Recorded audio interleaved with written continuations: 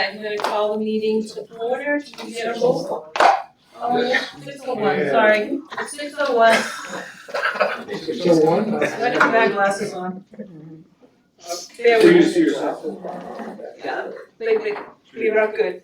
I saw the second. Roll call. Sandy, you're here. I'm here. Phil is not here. Anybody wasn't coming. Tamara? Tamara, right? You got it. Okay, Tamara is here, myself, Ron Schultz, you're What's here. going on? Dan Williams here, John is here, yes, thank you, John, and Phil is not here. We have a quorum. We have a forum. Okay, we'll start the end of the pledge, please. Allegiance to the flag of the United States of America and to the republic for which it stands, one nation, under God, indivisible, with liberty and justice for all. Close the meeting notice. Okay, an approval of the minutes for. I have the wrong version. Any updates on the minutes? Any updates for August 21st minutes? Motion to approve. Second. Any discussion? All in favor? Aye. Opposed? Motion carries. Okay, introduction and announcements. Do we have any elected officials tonight? And we'd like to welcome our new HR coordinator, Lois. Would you like to do the introductions, please? Yes, we were very fortunate to have such an outstanding candidate in Beth Scheller. She is a transplant from Chicago. Southern Illinois, near St. Louis, Okay. yeah.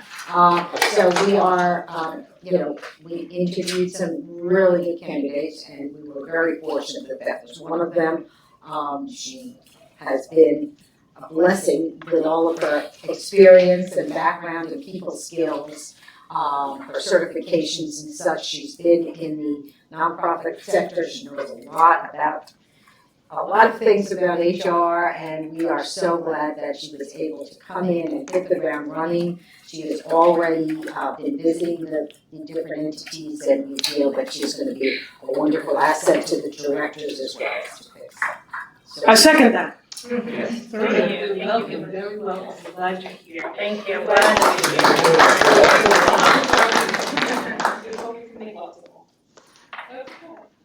I want to move on. We've got agency rules, procedures, and law clarifications. And we'll turn this over to Ron Walker, who has some information on our collection of these, of such. Well, very late this afternoon, I sent everybody a page and a half of stuff that kind of explains where we've gone with this. And here's what I think. I told you about, we thought we needed some policies and procedures written down someplace because during the last year, way more than once, either in these meetings or in other meetings with the entities and all that, people will go, well, what's our policy? And people didn't know. And you either had to go to Andy, who's not even here tonight, or you had to go, oh, I remember that. And sometimes you remembered it correctly and sometimes you didn't. And then there was also a third response that said, we don't need no stinking procedures, we just do it as we go, which is not a very good public policy position to take. So I worked on it, I pulled together everything, and when I got done, I went back to this book, which many of you have seen, which I think Sandy helped bring it together. And for a while, if you came on the board, you got a thing. You didn't get one yet, but we're working on that. And this book was very good because it started at the beginning with what the legislature did, what the county commission did. It has the leases for this building and all the rules that Lois has to follow, and on and the same with all the entities. And she's not the only one that they tied her hands. But anyhow, And from that, they also then went into questions about the entities, what they do every day, how many people they serve, the programs that they want to brag about, and on and on and on. It also included, though, two important things, which I'm going to maybe not move permanently, but I'm going to copy and put in here. The bylaws, which were revised in 22, and we if you look at the website and all that, it still has 15 or something like that on there. So all of this said, we have to do some updating outside this project. So I'm trying to list those and make sure that somebody gets those done down the road. And the other one is the employee manual. And in it, many of the things that I had been thinking that we needed to have in here are there. But it's about this thick, and I doubt that anybody's ever read it other than possibly to go to it to solve a problem and that kind of thing. So we're looking for a way to make that more of a living document, and it'll go in here and we'll talk about that.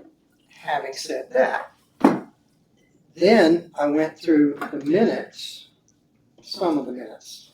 I'm working my way back, and started gathering what motions had been made that passed that said, here's how we're going to do business going forward.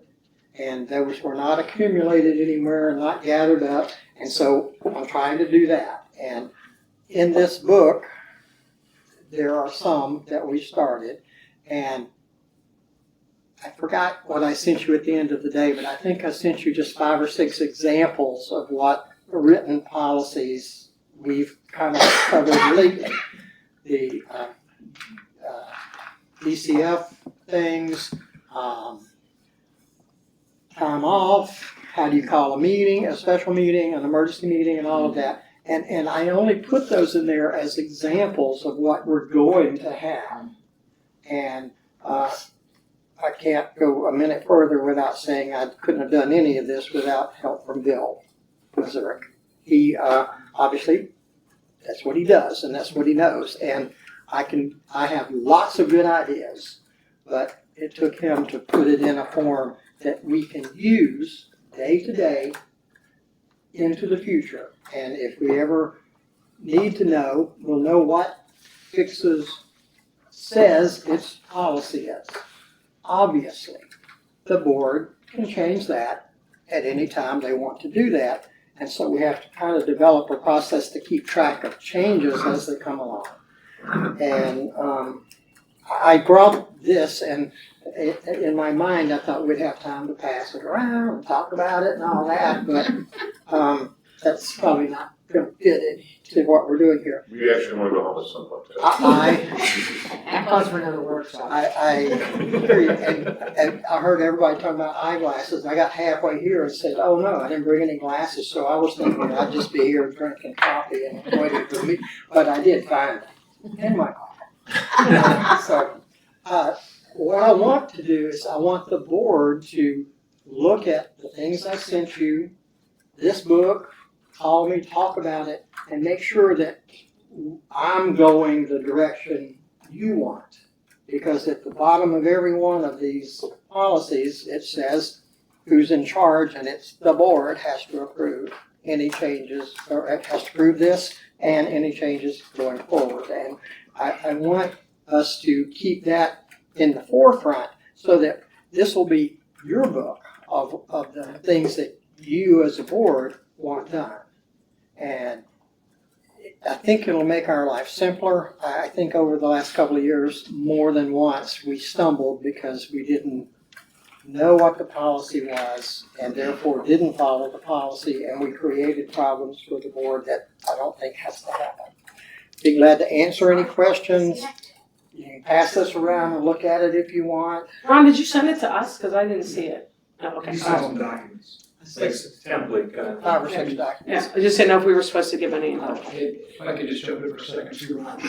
There's rules, there's policies, and there's procedures. And that really follows what the county is doing. They've got rules, policies, and procedures. Rules and procedures are really intended for the fix of the board. The policies are really for the entities. There's an overgrouping policy for HR, this is the employment handbook, whatever it is. That's a policy that really impacts everybody and everything. So that was kind of the spirit behind what Ron and I were discussing on it. So if you just keep that in the background when you're looking at these, the rules and procedures are really meant for us. That keeps us the task to bear. A rule is relatively simple. This is something we agreed to. This is how you call a special meeting, half a paragraph, next meeting we come, we approve it. It's just bang, bang, bang. And you put them online, whatever it is, and that's what Ron's working on the next one. But thank you for taking the stewardship, and Sandy, you too, for helping with the process. Awesome, you guys. And to the directors, I will send this out. I just ran out of time. Yeah, no worries. I just didn't want to miss an email that we needed to do something for you. No, but let me say this. We don't want to hold up progress. Let me say, exactly. Let me say this to the directors. I think it's important that you spend time with this and make some judgments about it, because the worst thing in the world is to have a from the top down kind of process for governance in our organization. What we want to do is we want to go both directions and make sure that all of us think, yeah, that's the way we want to do business. And so that's where we're going. I blame Dan for telling me I had to get it done by this month, but all I did was make a roadmap. And if you object to any part of it, if you can make recommendations to improve it, if you think we're wasting our time altogether, we need that feedback. And that applies to the board and applies to directors. And Bill and I worked hard together, and nicely, we played nice. And if you remember in the beginning, the first words that Bill taught me was, you can't make policy. And I accept that. I don't make policy. You guys make the policy, and you guys have to live with it. And so let's do this together. Maybe by next month, we'll have a better example, and maybe it'll take a little longer than that, but let's do it together. And secondly, as soon as we're done with a notebook that has all this in it, then we have to get it online. So anybody and everybody can find it, look at it, use it, and we'll all be on the same page with protection that certain people will be able to write it. Everybody will be able to read it. That's phase 2 of this process. Who's going to be responsible? And the only reason I asked this question is historically, our web presence has not been up to date.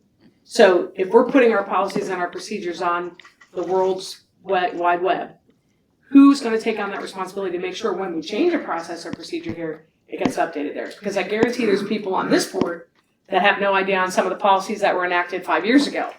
And it's just like you said, Andy's memory, Lois's memory. So how are we going to implement change on that? And that's a subset of, I think that was included in what I sent out. I certainly spent time wrestling with that. Somebody will have to be in charge of that.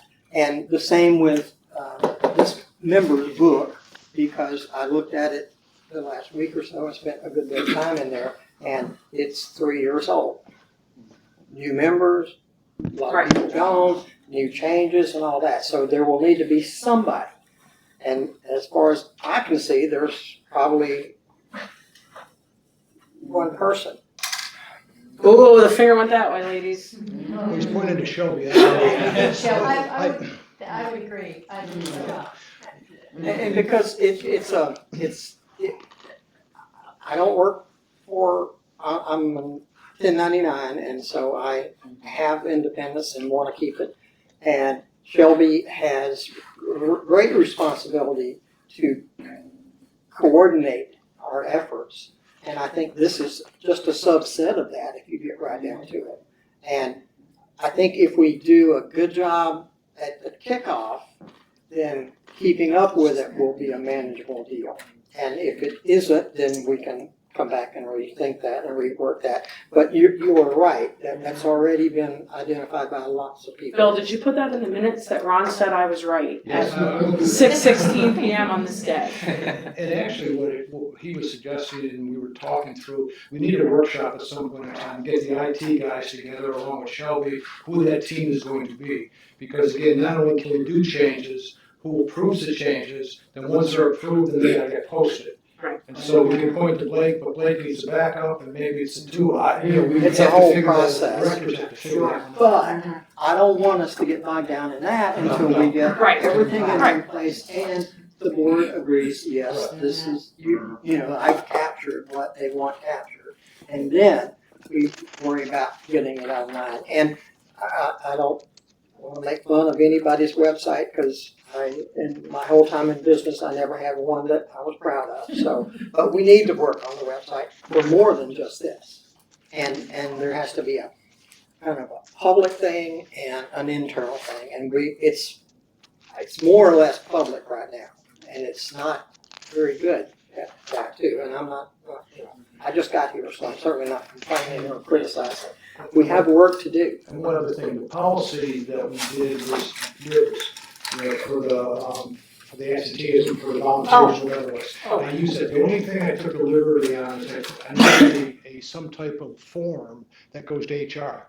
Because even though you got a procedure, you're gonna have to fill out his bills, and you have to sign it as supervisor, somebody has to sign it. So I created a form. If you don't like the form, please mark it up, whatever. I don't take authorship, I just said this, we need a form to document what the process is then, to make sure that we can approve it. And so, please review that Would that also. leave without pay? or- Yes. I just use your verbiage and I just cut and paste it into the, Fine. you know, so I use I that can as. use the highest form of flattery. There you go. It's utilizing your resources. I think we're halfway to second base on this project, and I don't want anybody to think it's gonna get done tomorrow, because it's a big deal. It is, it's huge. And so, It's years I and want us years to of work through it data. together, and by the time we get done, then everybody will be able to say, oh, we needed this, and it did capture what the directors need and what the board needs. Mhm. And we'll also have Andy look through it too, because I've talked to him a couple times about what we're trying to do, and it would make his life easier too if we know what we can do policy-wise. And Bill and I haven't had this discussion out loud, but I don't know if we really need rules, policies, and procedures going digging down to that level. So that's a conversation we need to have at some point. But what we need to do before we decide that is to gather up the policies. I'm calling everything a policy until we sort it out. But his point is the same. Rules, and when I read the bylaws and all that, it said in there, these are the bylaws are the rules for how we do business. So that's the beginning. Think about that as the big picture. And then you work all the way down until the procedure is how you decide if Sally gets Thursday afternoon off or not. That's, you know, and you need to have rules so you can be consistent and not create morale problems and all that by favoring somebody or punishing somebody inappropriately and all that. And also included in what I sent was two one-page things. One I made up. It's like 40 things that I think we need to talk about, see if they need to be in here somewhere somehow. And they're not grouped very well, but they're just ideas. And then online I found something from something called, I think, Workable. And it was like 16 or 18 things that said every business ought to have these policies. And so we're going to start there and see how much we've got written already in the employee manual, how much we've already covered in the bylaws. And it may be that in the procedure section you just say refer to bylaws section 4 or go to the employee manual and look at the rule there or whatever. So when we're done, it should be a roadmap for managers and employees, public. The public does care what we're doing and what kind and how we do business. And if we can demonstrate that we're organized and we do know what we're doing, even though it doesn't always look like that, it'll be better for all of us. That's all I got to say about that. Next steps are what? Oh, the next step Sorry, I don't want to is, put you on the spot. What are the next steps? What are you expecting from the directors or whatever? well, first of all, we definitely, absolutely have to have your, it's okay to go forward doing what you're doing. So I will send you some more stuff so you can look at what we're doing and all that. And then we will start to flesh it out, Bill, with your help, and if the board allows you, we'll gather up more of those kind of rules that need to be written down right now and keep picking through until there's nothing left to look at and bring it back to the board and let the board say, yeah, we like that. If there's gonna be a motion this evening about what you're talking about, do the directors need to have seen what you sent out Probably. prior to a decision being made, like in terms of that The consideration? only decision we probably make is to continue Keep going going. on. Okay. To keep going, Just yeah. kind of, okay, we like the idea, but let's go. This is a lot of work. Let's finalize it. And I'm kind of shocked that this was done a long time ago, at least setting up the road, figure out how everybody's gonna get up and down the road, but we're here and it's great to see, having been on here for a little while, that we're really making some progress, and real progress. I mean, we're laying a road that's actually solid.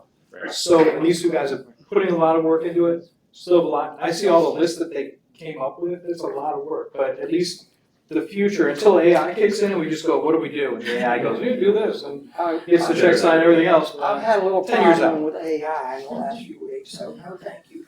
But My idea, my idea is that I want the board to say, because they're, they're okay to pay me to do this, because I'm the only one that gets paid in this room, practically. And I want to make sure that I'm doing what they want and we're going in the right direction. And then, in my mind, one of the big next steps would be to sit with each of the directors and talk about this and see the framework we're building and say, yeah, you're going, I agree, but there's a big hole in what you're doing and here it is, and then we can address that. Because this is supposed to be a tool to help us, not to, to make it harder to work. And so, yes, I'm gonna send you everything that we did, and then I wanna also sit down and talk about it and do that. And the problem is, this is such a big thing. It takes real focus to have an hour meeting with you and say, what can we do? What is going on? What do you feel you need? And we had a verbal, beginning of that when I first got here. And I talked to all the directors and I came back to the board and says, here's what I'm hearing, here's what but if we have a process in place, a lot of the questions that we have will not need to be asked because it'll be right there. And if we don't do that, what we're going to have is every meeting is an opportunity for somebody to make a motion, and a policy that was going that way can go that way without hardly any thought, without any input from all the players and all of that. And I think that part of the process needs to slow down. If I were making the rules, which I'm not, I would say we should not make a motion at this meeting that nobody's ever heard of before. We should say, I think we should talk about this and talk about it, maybe vote on it next month. And we don't have a process for that. I'm not smart enough to create it, but it would make more sense if we want to make this a building on process, so that you don't just because you get 5 votes, you can do whatever you want to do. That's what Andy told me I could do. And Matthew, just to kind of clarify, what he said, what Grim sent out was 2 basically rules for the board. Special meeting, emergency meeting. I just want to be transparent, just so that you're aware. Yeah. And then there was the lowest, the recommendation on the loss, unpaid time off, which is now all entities, not just these, it's all entities. But then there's also a list of fix-it policies that are needed. And that's a really good one. But I think a lot of that discussion is going to be with Beth and the directors to come up with those policies. So what we're gonna do is allow him to move forward and work with you guys on building everything up. So we're not approving like what he sent, we're just approving the movement. Thanks. Is that your motion? That's my motion. I make a motion that we have Ron move forward with his project. I'll second that motion. Any discussion? Just, it seems to me that it might make sense to separate the policies and procedures for the FICSA board and then the policies and procedures of the entities and their employees. So while it's important to get the director's input into how the entities operate, I don't think they need to get heavily involved and take time away from their job to figure out how we as a board should be operating. Agreed. So if we separate those, we focus on our policies and procedures, and they focus on theirs, we can have two separate books that are simultaneously built. It would be pretty easy to identify those two directions because they don't want the FICSA board. They can allow the rules on how they operate their business day to day. And we are insulated from doing that. And I say we, in this case I'm with the board, we are prohibited or discouraged strongly from meddling in the day-to-day business of the entities, and that's the way it should be. So I think you're right, Dan, that we should make sure that we understand who is being impacted by this, and that's pretty easy. You could even put it to sections.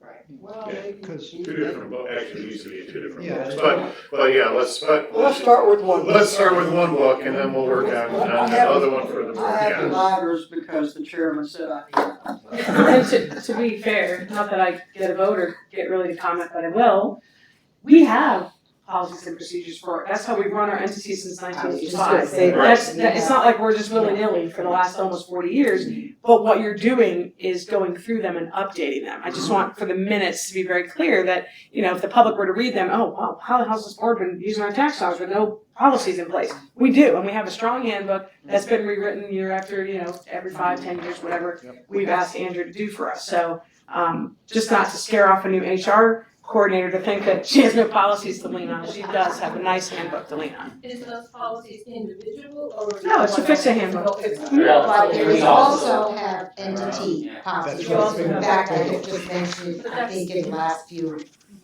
last few months that I'm presently updating, revising ours. I do that every few years. I don't have an entity one. The only thing I have separate from the FICSA handbook is a summer camp staff handbook because it's very, very different for a seasonal employee than a regular. Right. We use the same handbook whether they're part-time working 10 hours a month or full-time working 40.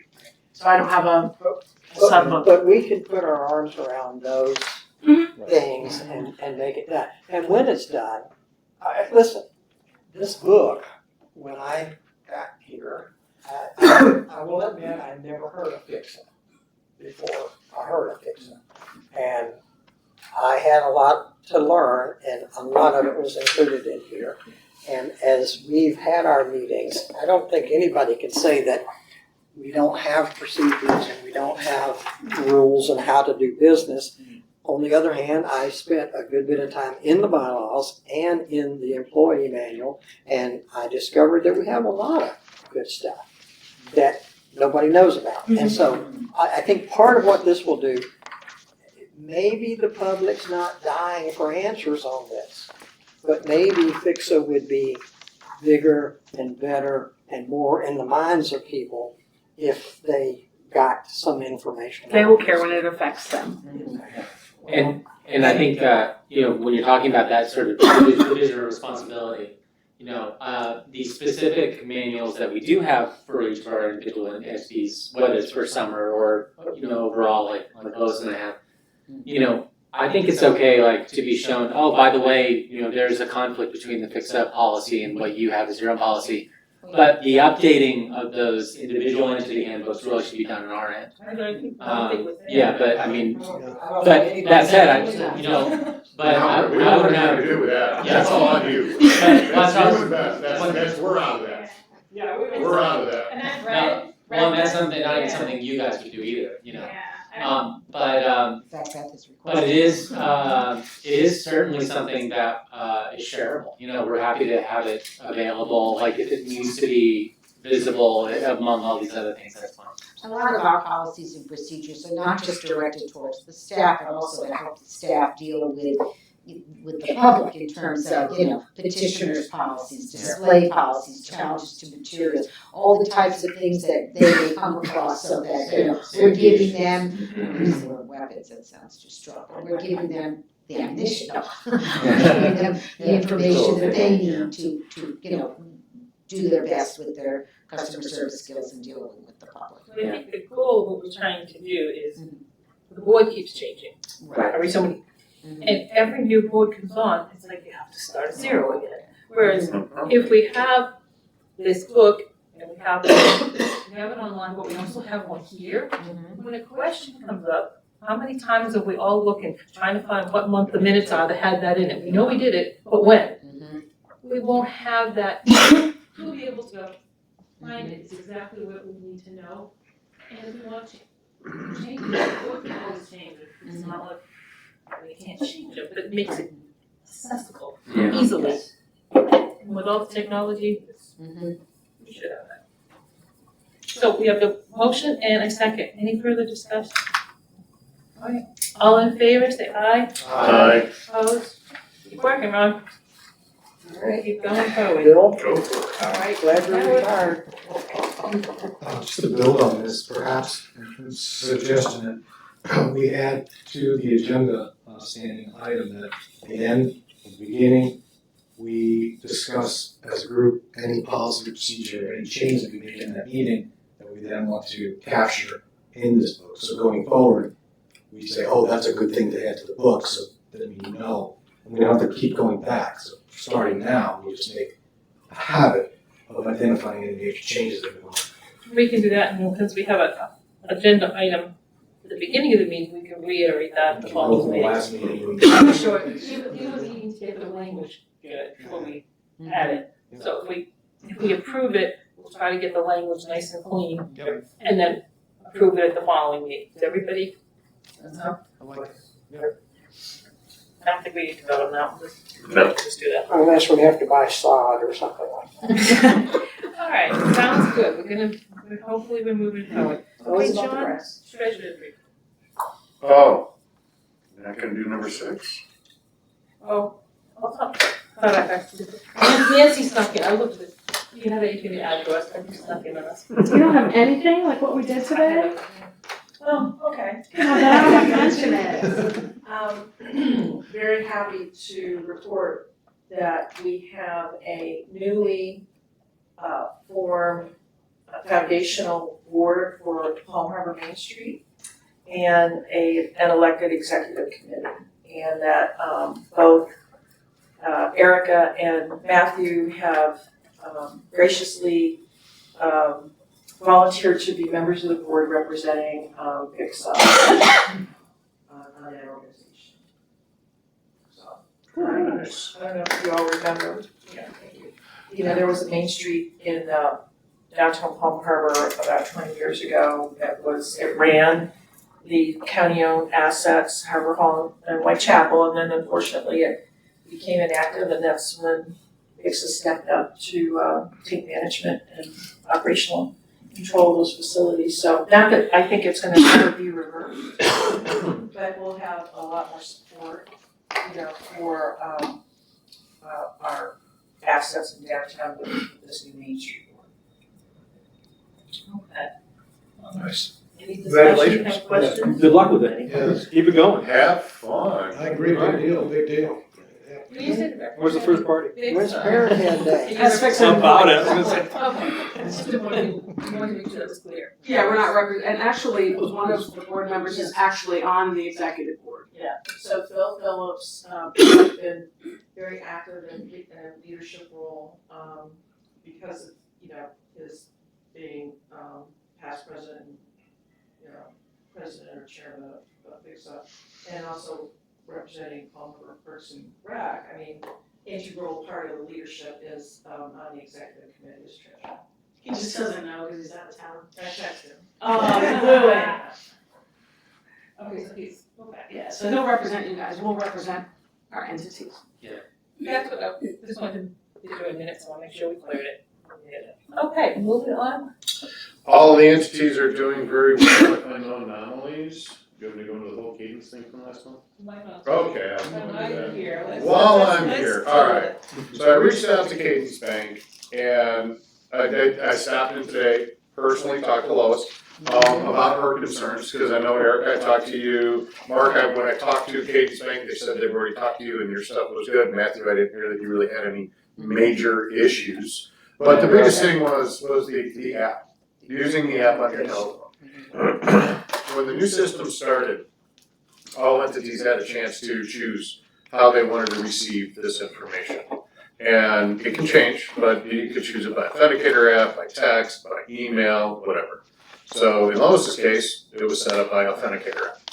We can have that changed, and I have a phone number here. Mark, you can hand that to Lois for me, please. John, I don't think we had a choice when we set it up, I would have never We didn't have a choice. said authenticate. Do you have authenticator apps as well? Yeah, it's a pain in the Okay, butt, all right, I'll so I'm live gonna with write it. down. They said we had to download the app. Alright, so I'm gonna get with her again, because after I talk to her, but either way, I talked to Adeline at the Palm Harbor Branch. She's willing to come and meet with you guys and go over your concerns. I'm gonna get that arranged, I'll sit in on that one just for the short time that she's there, and then we'll leave and let you guys have your rest of your directors meeting. But just to kind of get the answers answered and everything else like that. When it comes to product services, CDs and everything else like that, the entity directors are their own individuals. At home, you don't have a banker coming to you going, hey, I got 18% on the CD, why don't you come over here? They're not gonna call you for that. You need to go to your banker and say, hey, what products and services do you have that can help me out? So that's what she wants to have happen. But she's gonna be willing to work with you guys and get some information in your hands, but also just open up that two-way street. Erica, I know when I talked to you, you stopped in and talked to her every once in a while, and it seems to be good. You know, Lois's big complaint, and I agree, is no branch in the area. So when deposits need to be made, is it? Karen, thank you, I was gonna say Sharon, but Karen goes down to Tampa Road, goes over US 19, goes all the way up past Alderman to go to Cadence and then home to Clearwater.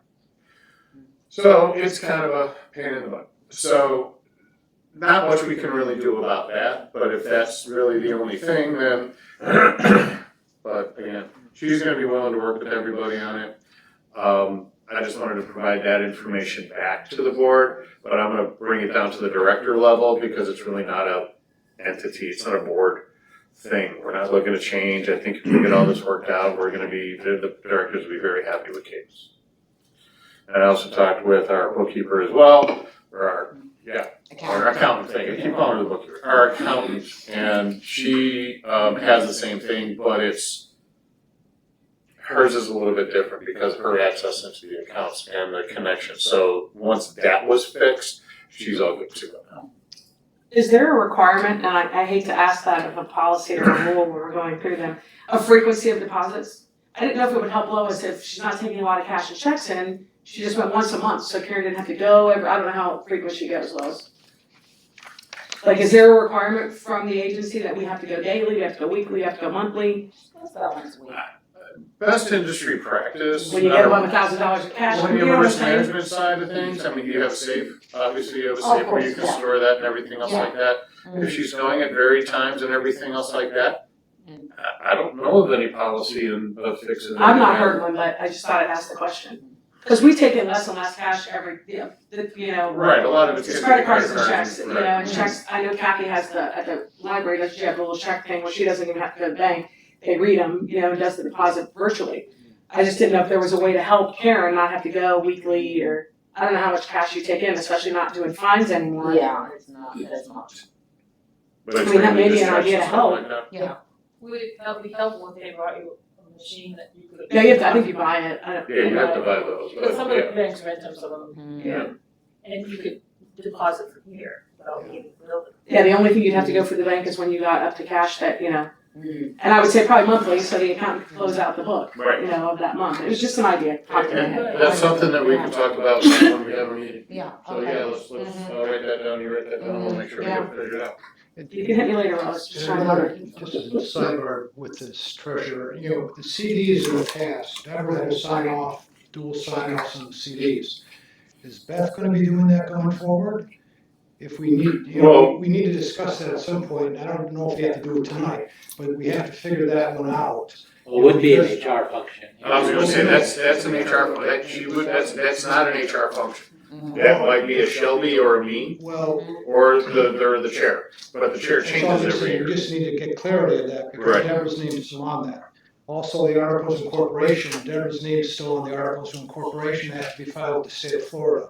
We have to figure out, is it gonna be Shelby, is it gonna be Beth, is it gonna be you? I don't Well, know. that would actually fall under that, But. sorry Shelby, but that's gonna fall underneath the. That's the liaison Sundays update. filing you're talking The about? Sundays Rose? Filing Yeah. itself, we have to, anytime there's a board. That member changes every year, but change- Deborah, she should be off of that. No, No, she's because still she's the one as the primary that filed it, She so. always did it. But The officers change, yes. It should be updated every time there's a new board member to come in.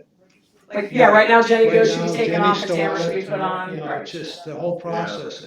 We do it once a year, but that's just because January. You have to 1st file is due. it, yeah. It's good to know, But because we this is still Shelby's first year, so helping her get, get. Yeah, well, accustomed to the- Well, and we're learning stuff like that all the time. We had a Yeah. call yesterday from where we do our tax rates, I think it was yesterday, because Deborah's name was still on that, and so we No, made no, I sure got Beth's you. name was on I it. just wanted to bring it up because Yeah. we don't have to do anything with it this second, but I just wanted to make sure that. No, good idea. Within the entities, we have taken her name off of like our CDs and such. Okay, She okay. wasn't- yes.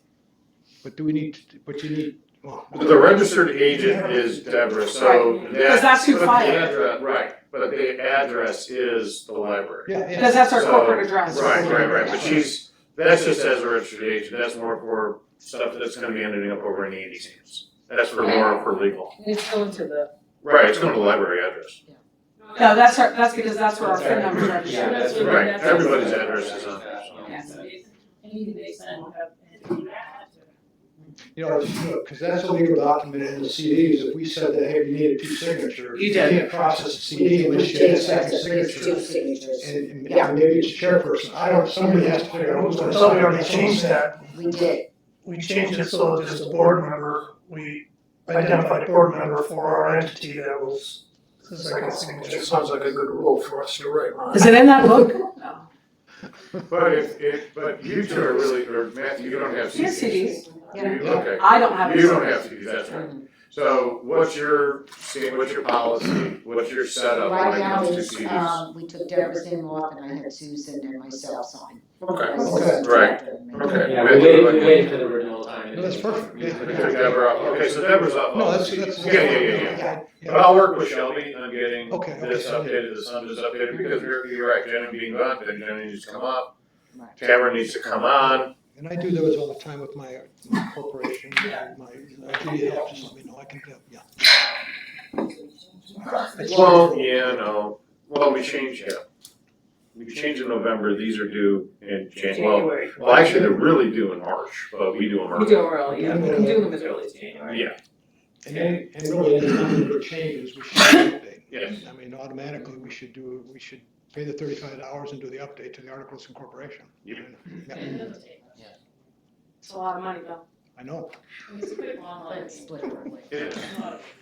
it's not a big deal. No, Not a it's quick and easy, yeah. I just wanna make sure that's one of Yeah. the. I have to- Cross the Ts, that's Take all. part Right on now, that. Just remember, it takes the same amount of paper to take care of $100 as it does for $1 million. Naturally. Just process. So yeah, Shelby, I'll come by and we'll get that going. Okay. Thank you. How about on the electronic checks and getting 2 signatures on that as opposed to physical checks? Is that something Kate's will do? I have to go higher for that, and the SVP that Shelby provided me has yet to return my phone calls. So I started at the bottom and I'm working my way up, but yes, we need to find out more on electronic checks, number one, but also interagency entity, and entity transfers. How can that be done? Who has to approve it? I need to go above the local branch to more on the regional side, but again, he's not returning a call. So I need to find out, or just go into that building and say, who do I need to talk to? Because the gentleman you sent me, he's non-responsive, and that's gonna be my politically correct way of putting it.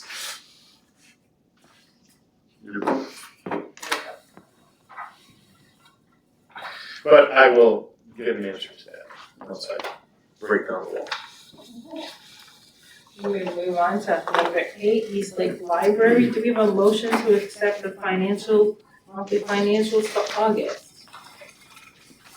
Motion to accept monthly financials for August, East Lake Library. Second. Discussion. All in favor? Alright, Opposed? We have a motion to accept the director's report for, Motion to accept the director's report for East Lake Library. I'll second that. any discussion? Lois, have anything to add to this? We are just anxiously awaiting the arrival of our new HVAC system, okay, which will make it a lot more comfortable in this building as well as save us some money on what we're paying for the dehumidifiers.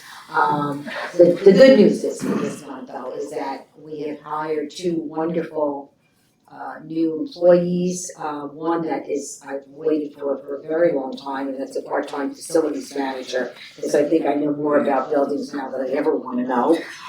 And also we have been able to find seems like a very capable candidate for our volunteer coordinator position. So both of those people will be starting, I think, around September 30th. Beth, right? We'll be both on at that time. So that will certainly be good news. And it's a very busy couple months, as you can see going forward. We have the capital campaign being unveiled, the 25th anniversary, Chow House. I know last year was eggplant, this year's lasagna. You want to come and vote for your favorite. I won't tell you which one's mine. And we have already started selling tickets for the annual fundraiser this year at Wentworth Country Club. The Murder Mystery is now a Murder Mystery dinner theater at Wentworth, and we opened up ticket sales on Monday, and we've sold half of them already, which is phenomenal. And we have 2 sponsors already, so we are in very good shape for that as a fundraiser, and I'm so glad it's off-site. So, but that's basically it. Very nice. Any other discussion on the report? All in favor? Aye. Opposed? Okay, we had no old business, correct? No. But we have new business. AC dehumidifier. Yes, when we initially went to the county with the issue of the air conditioners, they had to assess whether they would be replaced. In the meantime, it broke down, so that we had to do something immediate. The only possible alternative at this point was the rental of the dehumidifiers. What we initially thought was only going to be for a few weeks is approximately 7 weeks. As a result, it is going to cost us about $26,000 in rental fees.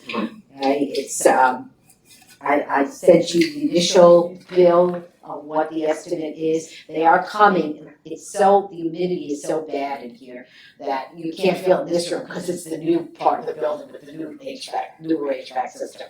But out there it's very bad. But with the effect on the collection and the doors opening and closing all day, the humidity level, they come every 2 days except for the weekend to empty out the tubs of water that the units are standing in. And they're almost full every time they come. So I don't have $26,000 in my operational account for something like this. So I am asking the board to approve the $26,000 or so, 25 and change, to be paid for out of the capital account. The good news is that they are coming October 7th through the 11th. To make the necessary, they'll be disassembling and removing the old units and putting in the new ones.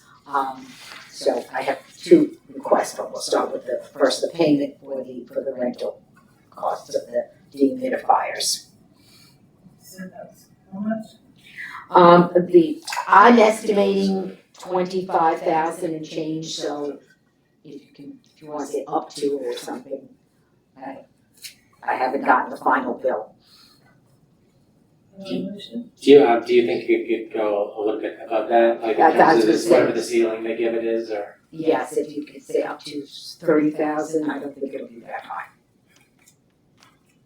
I'm trying to craft the motion, Okay. but my concern is that this usage of a capital account or emergency fund, and this would go for all directors, I mean, it's an emergency, right? Mhm. But we're pulling from the capital, which is used for long-term, to fix a short-term issue. So that's my first concern. The second would be, do you have a short-term budget for emergencies that can be That was used all up? part of the operational budget, which was the building maintenance budget line, okay? I've already overextended that budget line simply by all of the repairs I have to make throughout the year. Yeah, so there's really nowhere else to go. There's nowhere else to pull it from. I mean, I could cash in the CD, but it's the same thing, it's capital money. So, And really, she could lose half her collection, if not more, because of that. oh yeah, we've already had to remove some books from areas where the humidity was still too high, that it was starting to affect the pages and the book jackets. I have also called our insurance broker in the hopes that there was some little loophole there, but no, it's nothing. I could not get anything from the insurance policy on that. I make a motion to approve those to pull from the capital funds of the East Lake Library to cover the cost of the dehumidifiers and any other materials needed to protect the library collection until the AC is fixed, up to $30,000. Second. Discussion. All in favor?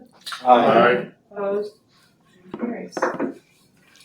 And my second request is, I walked through the building with the owner of Dunedin Refrigeration yesterday morning. They will remove these two monster units. One is in the room behind here, the other one is in a closet in the children's room, all in one day. However, okay, the fact of them moving all of these components and bringing in new components when the building is open is just not feasible as far as I can see. I'm worried about safety and security. So what I would suggest and what I would ask of the board is to approve a one-day closure to the public. The library staff will be here, at least the, essential staff, and any of those that need it that can perform their tasks while the building is closed to the public. We will then reopen on Tuesday, October 8th, and they assure us that they will be non-intrusive, and they have done this before in commercial buildings. But just for the first day where they're gonna have to be dragging these huge pieces of the air handlers, compressors, whatever they're called, and they can go right out the doors and not worry about children or patrons or anybody being in the way as they're doing it.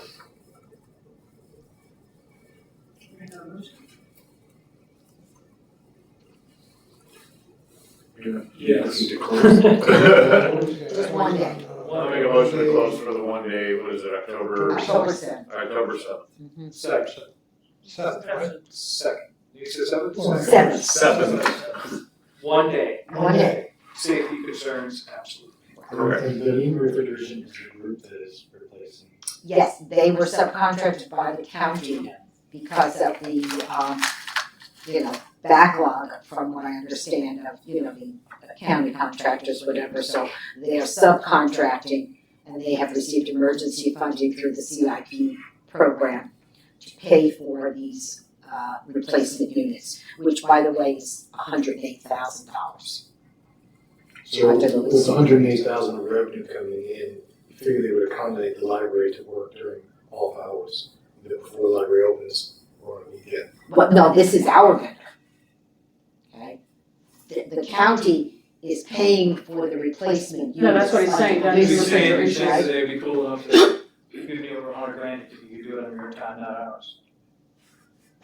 That's what you're saying, Dan, right? They might charge. It's gonna be a big crew doing it though, right? Yeah, it's a whole crew coming in. It would just be the one day, right? They won't have as much traffic, they work at night.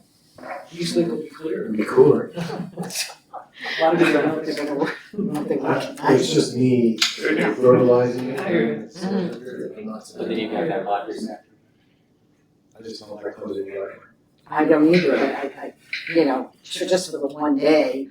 And we just went through a whole week with getting lighting replaced, so I wasn't, you know, I wasn't having to close, but I mean, I have to think in terms of the safety of the, you know, of the public as such. And that's an accident waiting to happen. I mean, if you go and look at that, the size of those units, they're huge, they're monsters. I think time is of the essence too, because the humidity, you Yeah. know, pulling stuff out, the humidity's higher. Oh, I yes. feel it was 79 degrees when I walked in. But it'll be fall then, guys. Yeah. The humidity will be down to 96%. The only thing that changes is the color of the license plate. Nice. That's cool. It's a good question to ask. I'm That's a sticker we have. Motion and a second. Who was the motion? First is Second, okay, thank you. You guys are awesome. We have accommodated all of the groups that's supposed to meet on Monday. We've rescheduled them for other days. The only thing we had to cancel that Monday was the passport appointments. We can move them to another day. All in favor? Aye. Opposed? Thank you. Okay, Palm Harbor Parks and Rec, do we have a motion to accept the monthly financials for August? Motion to accept the monthly financials of August. Discussion? All in favor? Aye. Opposed? Carried. We have a motion to accept the director's report. Motion to accept the director's report. What? Second. Take the microphone here. I have this one looked at. So I have several things to add to my report. Unfortunately, a lot's happened since I wrote it. This is now our 13th year in my direction that we were able to capitalize money out of operating, and I did it during the year instead of waiting until October with the ability to bring it back if we needed it. And knock on wood, September 19th, we didn't have needed it yet. What that meant was during the year we kept over $1 million in our capital account and earned over $20,000 in interest. So that's an MSTU project that we can do on our own without applying for county money. So I give kudos to staff, which there's only one guy here, the other two aren't here tonight, but because they're doing a heck of a job every single day to make sure we don't waste money anywhere. Today I met with the Florida Department of Emergency Management and our own emergency management department. They toured both the center, not the auxiliary building that's going away, thank God, he wanted to, and I'm like, why? And Harbor Hall, because there is state and federal monies available to harden those buildings, and the county's looking for resources where they can make sure they have impact windows and impact doors and things in the event they need sheltering, even for staff, not necessarily for the public. So that's what we did today. What happens with that? Who knows when, where, or how, but I wanted to let you know that occurred. Pinellas County also, through our agreement, they cover the envelopes of the building for those new to the board and don't know what that means, doors, windows, HVAC, roof. We have a door that's failing on the exterior northeast side of our building. We've been going back and forth, finally got the vendor out there today, he's inspected it, the door should be in 3 weeks, we'll see. So it's still on the hinges, we've band-aided it together for about 1.5 years waiting for this, so happy to report that and thankful for the new agreements. The approval last month that you made for the gorilla netting project at Sunderman was supposed to start next week, but we just received an email, it's gonna be delayed a week, and things happen with this storm, if it does come this way, that could go beyond, but we're still going to rent a lift tomorrow and get the trees trimmed where the poles have to be placed, so it'll be ready. And we're also trimming the trees down. If you recall, we have to move a Duke Energy pole at Sunderman for the auxiliary building the plans got submitted today, by the way. Building plans hopefully will be built before I retire. At Sunderman, we have to move the pole. So there's some trees in the way, so staff's gonna do that tomorrow with a rented lift. We also, just as of this afternoon, heard from the vendor who is gonna do the work at the Pop Sandsville Pier to add that floating lower dock for boats to pull up and tie off and use the restroom or whatever they tie off and do at the park, because we've had some, which I knew was gonna happen when we didn't put it back right away. We had some pushback from the community wanting that ability again. So that will happen hopefully in the next month. I just blurbed out that the building permit was submitted for the Sunderman building, thank goodness. I'm meeting tomorrow virtually with the architectural team to finalize our plans for the kitchen area at the current building and what we're going to visualize into the new building. Unfortunately, where they were going to connect it, they didn't realize there was a fire riser in that room until they came out last week. So I have another suggestion for them. I'm hoping maybe they can connect where the double doors are and just build a wall interior in the building, and we lose some square footage in that big palm room. Not a big deal when we have the gym next door, so that will be my suggestion. I'm doing a tour de France with our newest employee tomorrow. Beth's gonna get a tour of the 6 facilities just to give her an idea of what we manage over at Parks and Rec. We're beginning to liquidate some items of worth in the auxiliary building that will be demoed. I'm hoping in spring. I know it sounds like, oh my God, Erica, that's so early, but there's so many little odds and ends and corners in there, and we took 2 big TVs down off the walls in there because they still work, and I don't want to get rid of them. So we've already put one up in the info center for our visitors to utilize and things like that. So we're starting to process through that so that when the county comes in on Thursday and says we're demoing on Monday, I'm kidding, we'll be ready. Told you about the tree trimming, soccer and baseball. I'm sure Mark will reiterate, and his side of the lake is in full swing. We'll have a full parlay of sports. If you're bored, you can come out and watch either sport any week, night or weekend day. And last 2 things. One, we grew our tree again, our Christmas tree that's going to go downtown Palm Harbor. It is now a whopping 24 feet. That's double the size we started at, so pretty excited. And that also comes out of money that we capitalize every year by saving every penny where we can. And lastly, staff and I attended our Florida Parks and Recreation Conference. I think I mentioned that to you last month. I just finalized an agreement that I'll sign tomorrow, now that Andrew has blessed it, to get our quarterly magazine printed as a newsletter at no cost to us. So I had that face too, Sammy, when I met the guy at conference. I'm like, okay, what's the deal here? Free? They sell sponsorships and they get us sponsored, and it's like the people that do church bulletins, and I've shared the information as I sat here with my 2 colleagues. They're gonna do their own inquiries and see, but it saves our entity over $4,000 a year in printing costs. So we're gonna try them. It's a 3-year commitment at no cost to us. All we have to do is the layout, which we are already doing. So that, if you wonder what your money went to, you know how you talk about the cost of going to conference, Stan, you mentioned I think last year or something when we had got sent home early and we did get a refund, but it was $740 to go. For 2 of us to go and attend, plus our hotel. So if we save $4,000 next year on the magazine, it was more than worth it. So, thank you. 8th Street netting. Did you give us? 8th Street netting, yes, that's the gorilla netting project. Yeah, did you give us an update on that? The update is, it should happen within the next week and a half. It was supposed to start next week. That's why we hurried up and rented a lift for tomorrow. Because there's a large oak tree right where they need to put a pole and a palm tree. So that we're yanking the palm tree completely out of the ground and trimming up the oak tree. We're not getting rid of the oak tree. So, it was like 75 years old. I said, you better find a place for a new pole, because we're not getting rid of that oak tree. It's been there forever. The one right behind Field 2. Oh. Yeah. Her kids all play baseball, so she knows. Yeah. Thank you. Welcome. Any other discussion? Yeah. Okay, all in favor? No, I was reading. Oh, and okay, I do it like that. All in favor, say aye. Aye. Opposed? Any older any business? No, ma'am. Okay. Move on, East Lake Parks and Rec, did we get a motion to accept financials for August? Motion to accept the financial forecast. Second. Any discussion? All in favor? Aye. Opposed? We have a motion to accept the director's report. East Lake Rec. Motion to accept the director's report. There you go. The first time.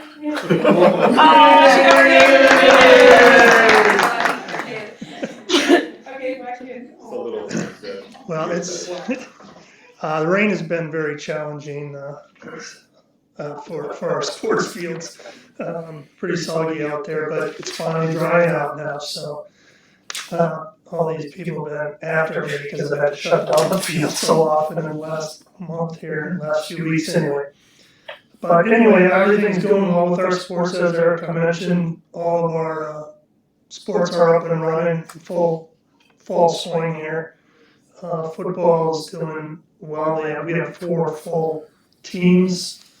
Cheerleading, we have 80 girls, I think. I think we have 80 boys and football players and 80 girl cheerleaders. So we have a cheerleader for each one of them. I mean, it's pretty cool. Yeah. They're all frizzled cheerleaders.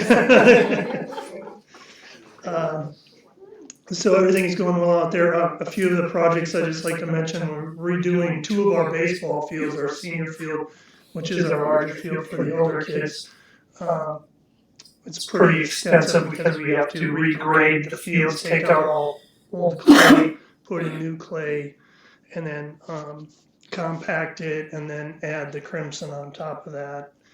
Edge everything down so it's nice, and then we don't have any lips or anything. So we really do have a nice facility out there and take care of it. Mike Williams. Little League sub went out and redid one of our fields like that. Yeah, so we're doing 2 of them, now we're doing 2 of our other fields we're redoing the mounds on too. So that's a pretty big project in the rain, but it's kind of behind the 8 ball. So probably just finishing that up tomorrow. And let's see, we're moving forward with the continuing work on the Meadows expansion. Got the in your packet, you'll see the scope of work, and there's also the conceptual drawings that we did for the preliminary part of the expansion project. So we're continuing work on that. Working on it with Nancy and trying to get the county involved and have Nancy involved and help me where she can to hopefully streamline some things and maybe some questions that I met with Nancy yesterday, and some questions and concerns maybe that she had with the engineering process. So everything else is going well. And the last thing I wanted to mention is that we our MSU grant was approved and ordered the new bleachers, 4 new sets of bleachers, and they'll be delivered and should be here in 2 to 3 weeks. Any questions? Have you thought about seeking help to harden your building for hurricane shelter potential? It's my Strike that for the record. Strike that for the record. That's just abuse. We're not gonna act like that here. You can always do anything. You know I what? have those screw-in anchors. Just a chair. Just a chair. I'm just telling you, I can give you my builder who's doing the Sunderman. I was doing your building. We'll get a grant. You never know. Yeah, that's right. I'm gonna tear it down for the. Okay, all in favor, please say aye. Aye. Opposed? And we had new business, Mark? Yeah, new business is the engineering for work scope for phase 1 through phase 7 of the project. And I put his fee schedule in here in your packet, as well as the drawings, the conceptual plan. And I know some of you haven't been out there, so you don't actually know what we have out there, but in the white area is what is currently our fields, 2 soccer fields out there. And then the colored areas are the new fields and the parking area. So that's just a concept plan. We're at the very beginning of this whole process. Like I said before, Nancy is involved in this, helping me navigate through this process as well.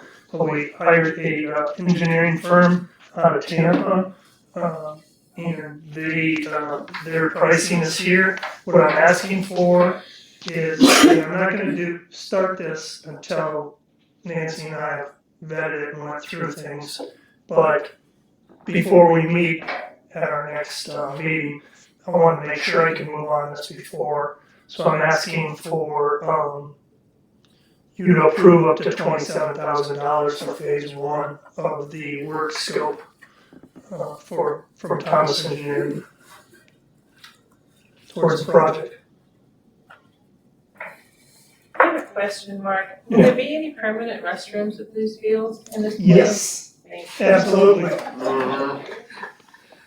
Make a motion to approve up to 27,000 to pay for phase one of the engineering for the athletic complex. Second. Any questions on the approval? Is there any, with Swiftmud, any regulatory issues that you're concerned about? Yes. A lot. I understand it, but should we resolve those before we actually get the architect? Yes, that's what I said. Nancy and I were going to be Okay. doing that before we move forward on phase one. Thank you. Just in case we get there before our next meeting, I want to have money available. I got you, thank you, I understand now, thank you. Do you see a potential for switching engineers after phase one? Is that even on your radar? I wasn't planning on it, but, you know, everything's open. But since we've gone this far, so we went this far with the conceptual plan with them and going through the preliminary meeting with the county, the pre-application meeting where we met with heads of all the departments. And so they kind of said, yeah, it looks pretty good, you know, now we have to spend money to find out what we can or can't do. That's where we're at now. And it's very expensive. I had no idea it was so expensive to just, before you even put a shovel on the ground, you know, if we did everything, because this is only what the engineers' fees are. There's a couple other, there's a big fee, and if we have to resurvey the whole place, that's another $60,000. And then there's a couple other not plans, but processes that we have to go through with assessments and all these things that you have to pay for. Most of it's listed here, but there are 3 other things that we have to do. So by the time we're done with it, it's about $220,000. Local real estate development. Yeah. We don't always win. Yeah. So, this is pretty much, I'm learning as I go through the process, and but you know, at least we're making some steps forward. You know, I've been here almost 10 years now, 10 years in February. As for building, as for parking lot, I haven't had any of that stuff yet. So the wheels turn very slowly. It's not for lack of trying. The Fix-It board is here to support you, Mark. All right, appreciate it, guys. Actually, Mark, I heard the county administrator mention your situation, and I mean, this was like 3 or 4 months ago, and he said, we really need to get that building going, so Mark will have a You're back. kidding. I'm not kidding. Wow. I was there. Nancy, you told me that. It was a I secret. didn't hear it. She thought she was dreaming. I heard it. Is that a public meeting? It was, I think it was like his report at the end or something like that. You sure it wasn't about parking? Well, he didn't, that was about the same time, he didn't mention that, but he also talked about the building. Yeah, and that's, so to just elaborate a little bit on that, is we've been working on parking for many years. And now, Nancy has been working, we've been working with another firm, to help us with a parking situation, but since we're gonna try to put in these new fields and expand our complex and move all our soccer fields out to the Meadows area, the need for parking at this other spot, we wouldn't need it. It would be a waste of money. So if this plan kind of moves through into fruition, we wouldn't have to do that other parking lot in that place. But it's still on the table, but it's on hold. We're just waiting for the cost. This piece? No, this was a different parking that was put in right next to the Keller water treatment plant there. Alright. I won't bore you with all the details, but it's kind of on hold. Would you say that? fair to say, Nancy? We're refining a cost estimate. It's not the best solution. It's a short-term solution, but it's, the cost benefit ratio is not really good. You know, you get. Just for the parking element, that additional You parking. get 218 spaces at about, I don't know, $6,000 a space. That's, yeah. Yeah, and so it's like, we've gotta know what exactly the options are before a decision can be made. It's a long ways to go. All in favor of approving the last motion to give Mark up to $27,000, move forward with phase one? Say aye. Aye. Opposed? Good to go. Thank you. Good stuff. Okay, Palm Harbor Library, do we have a motion to approve the financial project? I'll have a motion. Second. Any discussion? All in favor? Aye. Opposed? Okay. Do we have a motion to approve the director's report for Palm Harbor Library? Want to get in? Yes, I approve. Make a motion, sorry. You were so excited. Just get it out. I usually don't get in. Guess I'll second. Who's second? I'll second it, I guess. Okay, okay. Yeah, just a couple of quick highlights. So part of our mission is to support the arts. And I asked Kathy just to give a quick update about the recent ceremony Okay. with our new, Yes, so we had our grand opening for our Little Free Art Gallery in the Reading Garden. So if you are familiar with Little Free Libraries, where you take a book, you can leave a book, this is very similar, but you leave art or you can take art. So it was a project that was done by an Eagle Scout. So our grand opening, we had 2 hours where people could come in and paint rocks. They could take them home with them or they could leave them in the gallery, which a bunch of people did. And then we had the ribbon cutting with the Eagle Scout who actually did the building and then a local artist who painted the outside of it. It looks fabulous. And then it was followed by the Eagle Scout ceremony for Linus. And there were about 65 people at his Eagle Scout ceremony, including the mayor of Clearwater. Nice. Yeah. So it was a fun-filled day. very cool, and kind of a new partnership for us and all, so like I said, supports the mission and very special day. And also, this is not in the report, but I'll mention briefly that we've had some ever since we had our roof put in, a year ago, we had these random mystery leaks, and they kind of with locations, and we had just recently figured out how we could kind of tackle those, had to do some piping that was not really replaced properly back in the renovation like 15 years ago, and so we had just enough in our building and maintenance fund to kind of take care of that. Not a huge budget expense that had to come before the board, but enough to where we were sweating it out. So, but we're cautiously optimistic that all the leaks have been handled. So. Just to kind of share a fun facility thing that happened, but and then also that September is National Library Card Sign Up Month, so we still have a couple weeks left, or a week and a half left.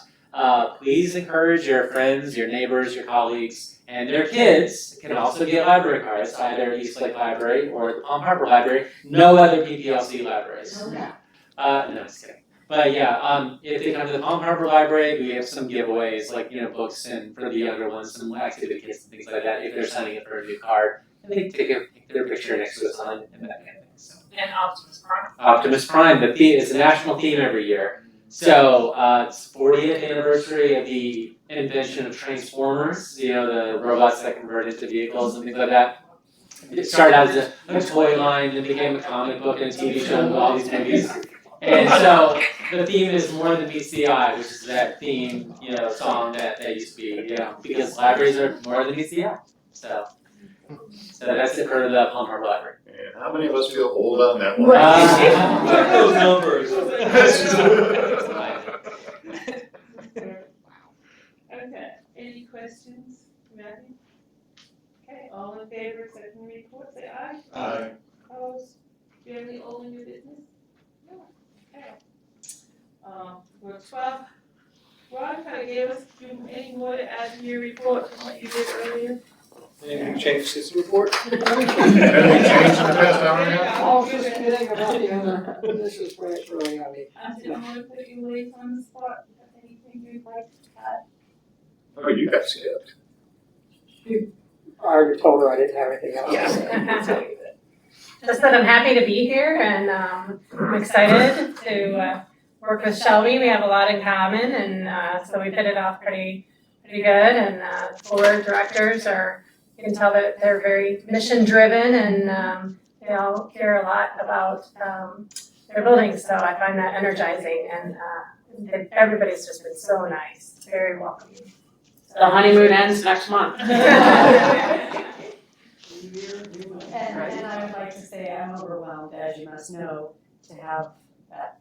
She's amazing and we're in a good set. Good team. Good. They make a great team. They really do. Good team, yes. Okay, so into our agency items, we didn't have any old business, but it was brought to my attention that we do have some new business to discuss. It's not a big It's thing not really- to discuss, it's just an FYI. It was brought to our attention, and I shared it with my colleagues before the meeting, that there were some documents on the website for the Board of County Commission workshop tomorrow, the finalization of the budget, and it showed a rollback for our agencies.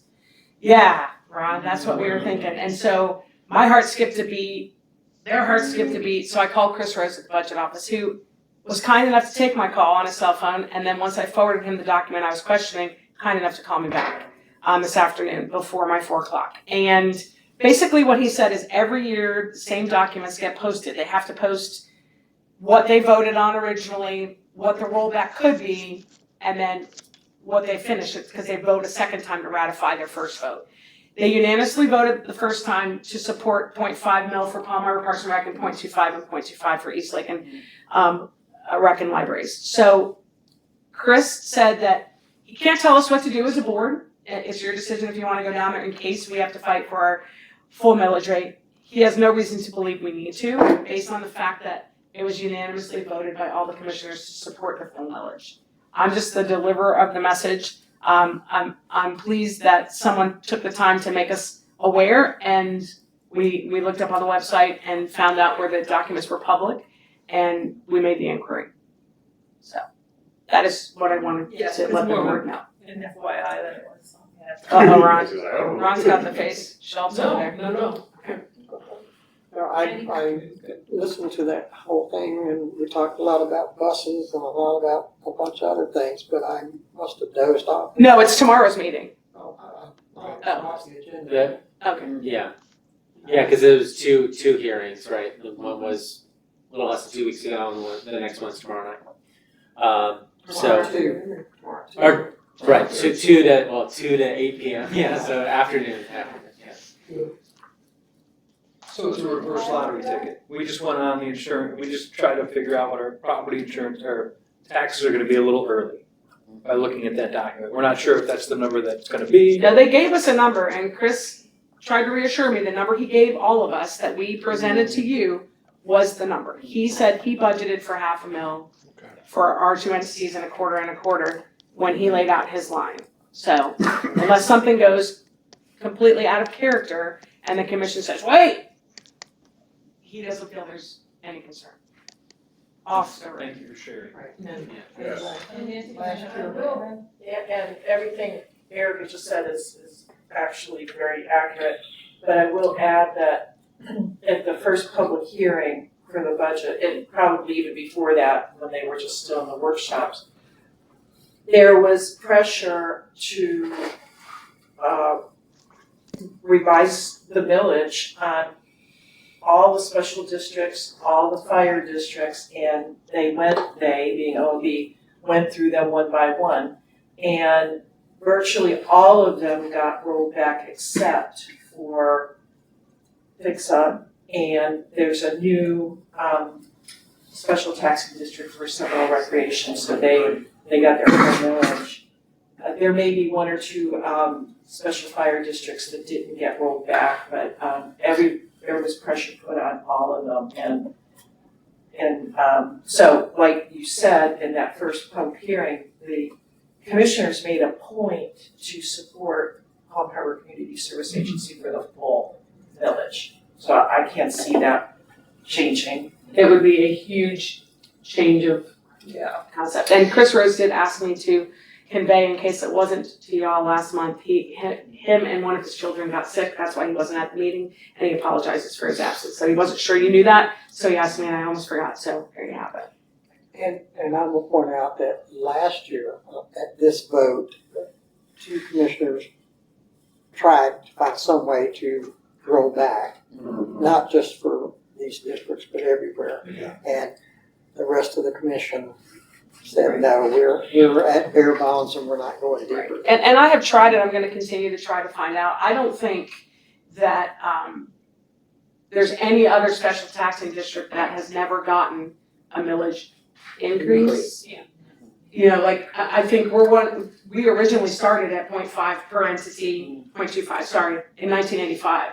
And we've not had an increase. So I was trying to find out in the 24, however many special taxing districts there were, and Chris was looking for me, he has not yet provided that. I said I wanted to know how many from 1985 that have been in existence have never had a millage increase before you roll us back, and that came up last year. So I haven't given up that fight, I just got busy and haven't pushed the horse back into the fight. So, but I will. I just wanna know. And also the assessment is, Nancy, that it wouldn't necessarily be helpful for one or like multiple of us to kind of be there tomorrow night. It's hard for me to say, it's just, hearing what happened at the first public hearing, number one, if they changed it, they're kind of excluding the opportunity for public to comment, and that would not bode well. Okay. In an election year. In an election. Yeah. Okay. Good news. Thank you for doing that, Erica, for looking into it. Appreciate it. That's updated. Okay. I don't know why this changed numbers here, but, anyway, it's a reminder that we have our workshop review on Thursday, November 14th, and that's a reminder to all the, entities, advisory boards, to make sure they keep the process moving so that we get everything on time. Keep it on there just as a reminder, and we'll meet here at the East Lake Library, November 14th. Are the directors expected to attend that? Is that your expectation, Madam Chair? It's fine for you, it's up to you. No, is it required? Are you Is it expecting? required? I don't think so. Required to be here. No, we can cut your You're pay. welcome to be here. I'm aware. You're I mean, you can't, they can.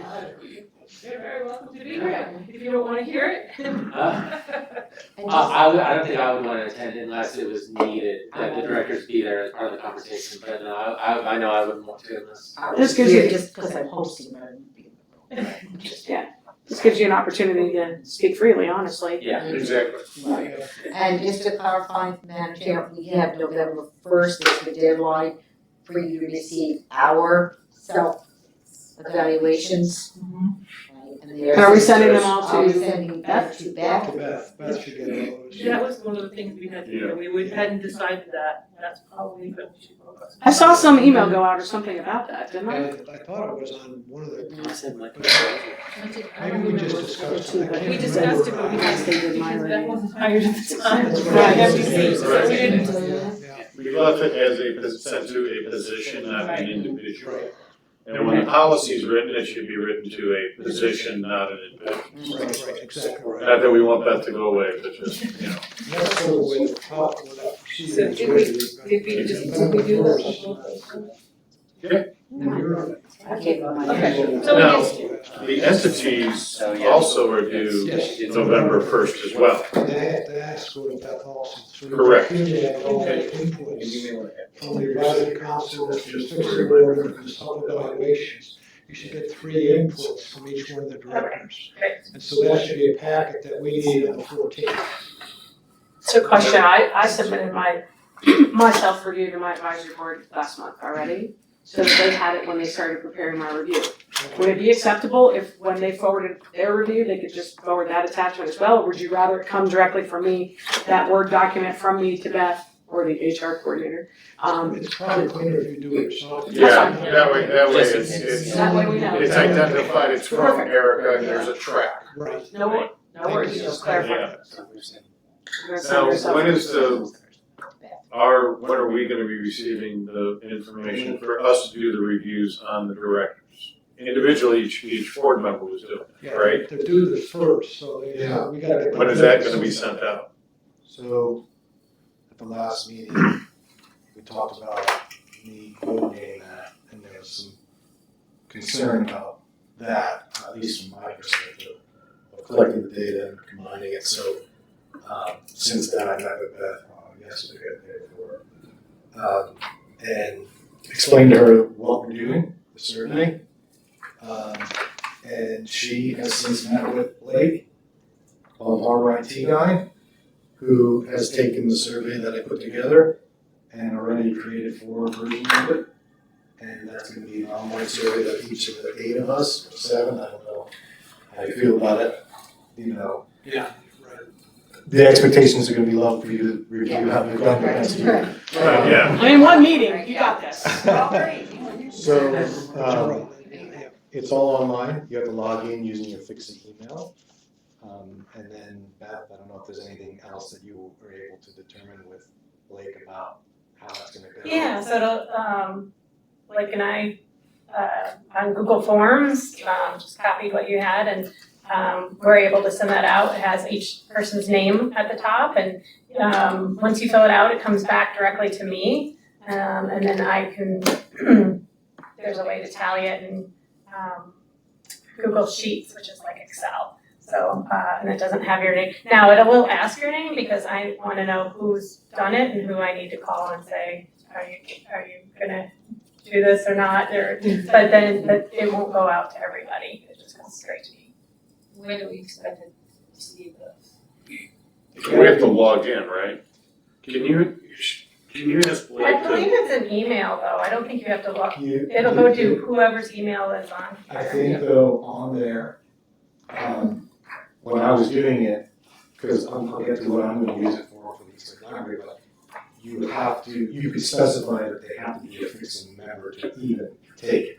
So they have to use your Fix-It email, because that's the Right. login and it's timestamped and you know who did it. So Yeah. we would all have to use our Fix-It emails to take these 4 surveys. So we're gonna watch our email for it. Right. Okay, that's what I was trying to explain. Right, Are we gonna right, go quick? But I didn't want, I kind of just told Beth, listen, this is what we're trying to do, but I didn't want to give her any direction because, again, this is what we talked about when we were hiring Beth, who does she take direction from? So if we as a board want to make this as a motion that Beth is going to oversee this, then I think that would be wise. So I'll make a motion that Beth oversee the delivery and collection and presentation to the Fix-It board on the Fix-It board director evaluations of each of the board directors. Second. Discussion. Discussion.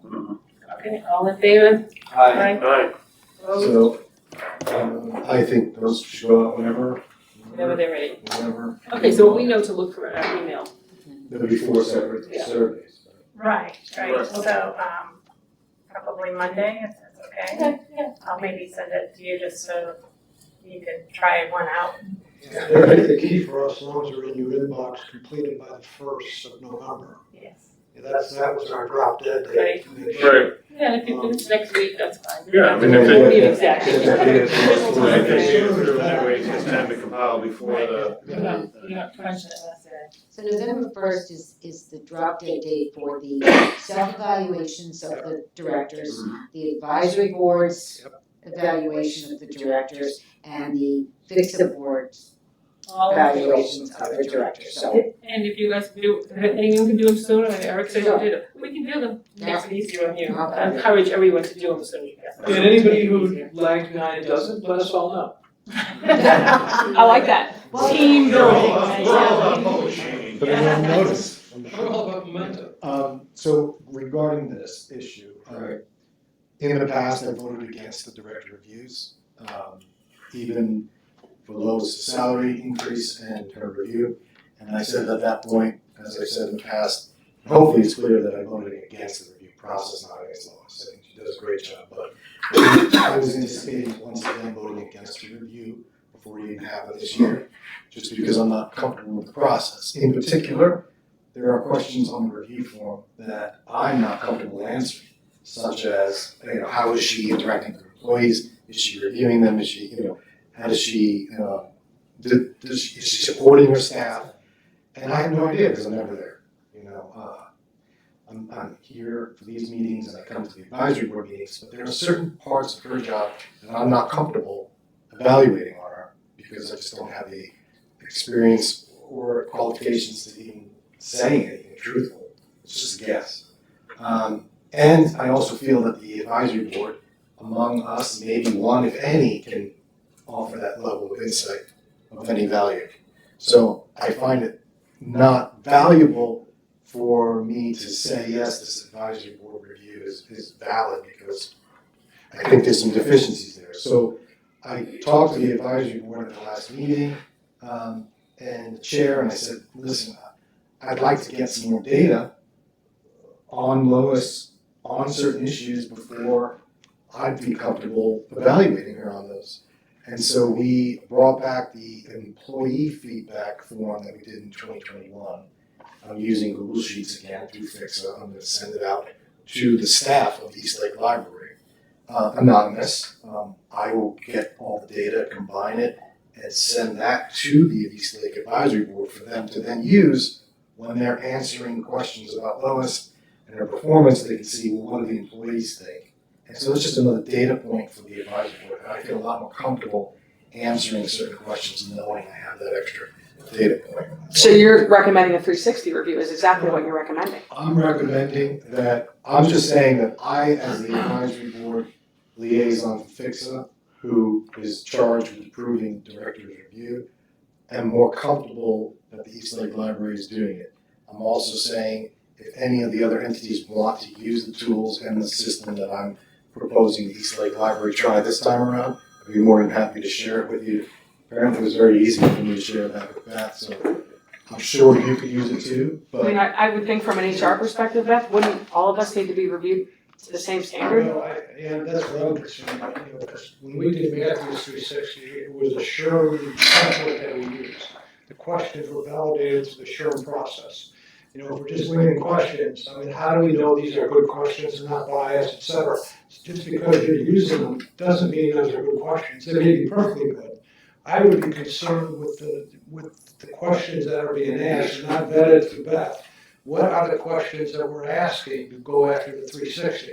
I'm not saying the one we did for Matthew is perfect, don't get me wrong. No, but I think whatever we use for Lois, we should use for me, we I should just use told all that was all right four from of us. Sherman and said, this is the 360 we're giving to the staff. So we gave them to the direct staff feedback, and we gave them to the advisory board feedback. So we got two levels of feedback from Matthew. They're not going to be part of the review, though. We're trying to keep them out of the process. This is just a continuous improvement cycle that we're moving through. And so how are you going to use it? If you're going to use the 360 to drive a performance review, I'm a little cautious about that one because, again, whoever you're asking at that point in time, they may be teed off on us and they're going to give you a poor review. And so, I mean, it just, you got to be careful with that one. And that way, with you sitting in the driver's seat now, that stuff should be coming through you and you should be really driving. I can show you what I did with Matthew, but again, with your help as we go forward, I'm going to be pulling away from the stuff that I was doing and giving it to you and say, does this make sense? That's the only recommendation I would do. And if you're uncomfortable answering one of those questions from the review, just don't answer it. I mean, it's not like you have to answer every one of those questions because there were a lot of baked-in questions that were there. I mean, I didn't choose them, they were from the past administrations. And so, do we want to reevaluate the whole forum? I think at some point we want to do that. But how do you, as advisory board, evaluate your performance? So we all agree that we're, I'm sorry. That was an advisory board, that's just internal on their side. That's data only going to their advisory board.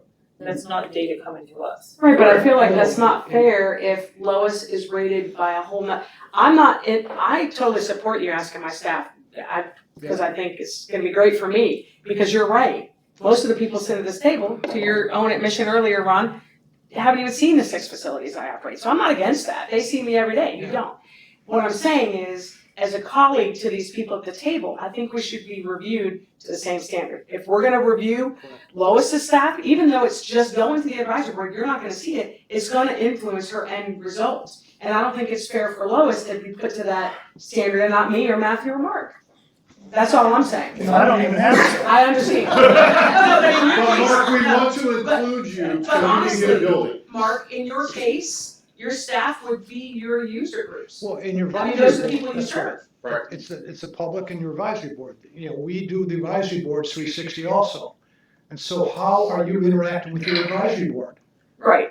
I mean, so, you know, there's a cooperation there, and literally there's a bunch of questions supported around that. But What do they say? But we've gone through this and we've kind of come up with something for this year, and I think we stick to This what is we've one done. more, But these are great things for 2.0. Exactly. We'll go We are back to learning, it. we're almost at the finish line. If you don't wanna answer that question, don't. If I don't wanna answer that question, I don't. If there's a question on there or 10 questions on there, and I don't feel comfortable answering, I'm not gonna. This is our baby step process, 1.0. Let's not We're continuous improvement. But that's a good point, Process. that's a good point, Yes. and that's a good point. Because I wouldn't wanna be graded in a different way than anybody else at this point.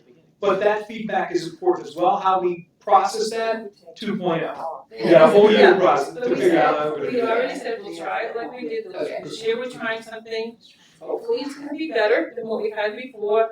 And we all talked about, January, February, then we'll go back and then analyze how it works.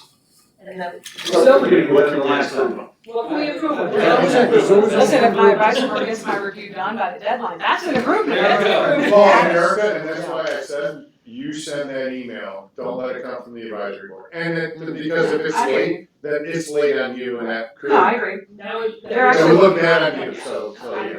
And I think Bill makes a great point, is that you gotta be very careful of what questions you're asking employees, because now you're getting them involved, and so, you know, you kinda got a time crunch here. But you really have to be very careful, because they're the ones who are gonna come back and say, you know. Remember back in February, you're leaving my day off? Yeah. Oh, I'd love to fill this out. I do think though that Right. this discussion brings up a point that we have absolutely zero control of what the advisory boards do. So I was That's just why- telling you what I think I'm doing, and I'm presenting this advisory board. If we decide to do everything using Ouija board, that's what you guys are gonna get. And until we change the bylaws of this board to exercise some control over the individual advisory boards, which we have zero at this point, there is nothing preventing the advisory board from asking public input, asking the governor what he thinks of Lois at this point. You're not wrong. And so the idea of me sharing this is what I'm doing, so that in case anyone else wants to try it. But I was going to vote against it because I wasn't comfortable, for the same reason why I would vote against Matthew's review, because I didn't know you did any employee feedback. Well, Because we don't discuss it. We did it in 6 months, and we're gonna do it in 1 year, and that was just part of our process internally that we drove. But I feel comfortable being a SHRM guy, I feel comfortable doing it. You know, and I did discuss it with Deborah, blah, blah, blah, blah, so there was enough information, I didn't go just willy-nilly. I would do the same thing with you, and just do these questions make sense? And then I could show you how I analyzed it and all the other stuff, and it just became continuous improvement opportunities. That's what we focused on. And I do like your idea if we could get that form on Google, you know, the annual performance review on Google Forms, because that makes a lot of sense also from the accumulation standpoint of the data. I do like it, I really, really do.